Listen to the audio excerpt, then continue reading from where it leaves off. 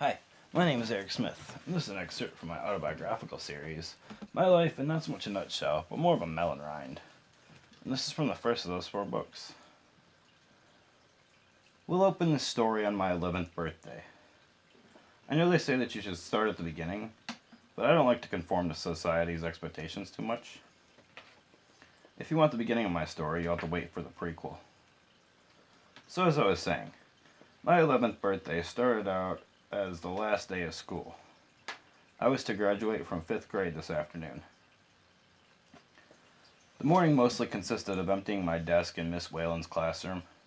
Miss Whalen, late 20s, blonde, blue-eyed, and skinny, was going to get married this summer. Next school year, she would be Mrs. Pasquale. The whole class was proud of her. She was a new teacher, and we were her first class. Miss Whalen was really nice, and her aura showed brightly when surrounded by children.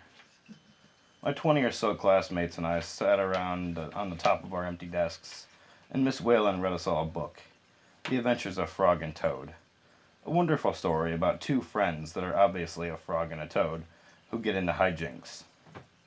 I suggest you check it out at your local library or bookstore. There is one in your city, trust me. Google it if you must. When the afternoon festivities were to begin, the class stood in 2 lines and followed Miss Whalen out the door and down the hall. We met up with the other 3 5th grade classes that were also graduating alongside us. 75 students arranged in 2 lines, boys on the left and girls on the right. 4 teachers, Miss Whalen, of course, who taught our whole year English. Mrs. LeBron, early 30s, skinny, pretty, with a blonde ponytail.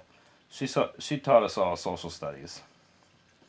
Mrs. Holwit, who was my 4th grade teacher, tall, black hair, spectacled eyes, and a slight attitude when it came to children. She had moved up a year alongside my class. I had hoped to be finished with her, but had to withstand math class with her. The 4th teacher was Mrs. Kirch. She was short, thin, with short gray hair. She specialized in science. We all walked down 2 flights of stairs to the main floor and to the lobby to meet the parents. My mother and dad were sitting in the corner with my grandma and cousin Dorothy. Dorothy had out her video camera. She was going to film my graduation for nostalgia. She videotaped many things, my cousin's birthdays, weddings, and much, much more. Home videos is what we called them. I was wearing dress pants and a polo shirt. Many of the girls in my class had on flowing dresses. Some of the boys had suits, others didn't. Tim White, Shane McNeil, and Jamie Stanley were all dressed in their Boy Scout uniform. They were to be carrying the American flag into the gymnasium. As we walked into the gym, I noticed that the pull-out bleachers were full of spectators, and there was a podium set up with 5 rows of chairs behind it on either side. I took my seat in the 3rd row and waited. Mr. D'Arcangelo, the school principal, gave a speech. Each of the teachers gave a speech. Select students gave speeches, and then we all stood. Mr. D'Arcangelo signaled to Mrs. Brigham, the music teacher, to play the song that we spent the last week of music class practicing. We are the children of the world. I can still hear it in my head all these years later.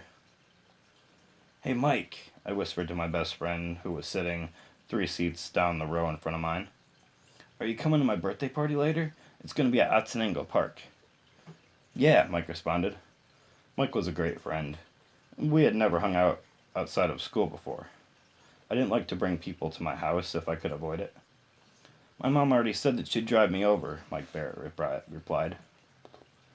"Awesome," I said happily.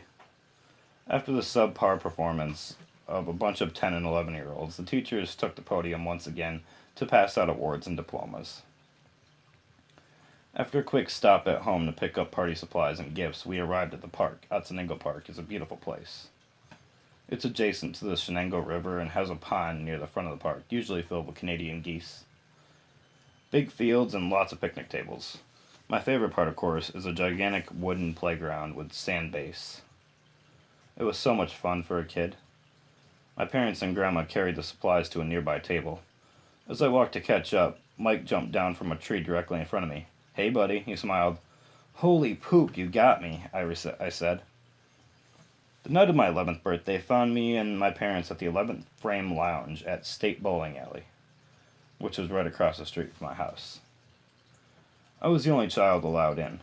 My godmother Andrea was the disc jockey on Thursday nights. Andrea, a younger middle-aged woman with startlingly red hair and big eyes, was the hostess of Andrea's DJ Dance Bash. Most nights it was basically your usual karaoke with lots of dance music thrown in. I had gained quite a following in this small bar attached to a bowling alley, with my usual rousing rendition of John Michael Montgomery's sold, colloquially known as Grundy County Auction incident. These nice bar folk loved little old me. As tonight was my birthday and a Thursday, I was showered with cash tips in my favorite non-alcoholic drink, Shirley Temple. My favorite moment was Popeye, an old gentleman who had a genuine air of eternal youth, singing his usual bubbly and passionate version of At the Hop. It was fantastic. At the end of the evening, I posed for a picture with Andrea, Popeye, and a nice brunette girl named Mercedes.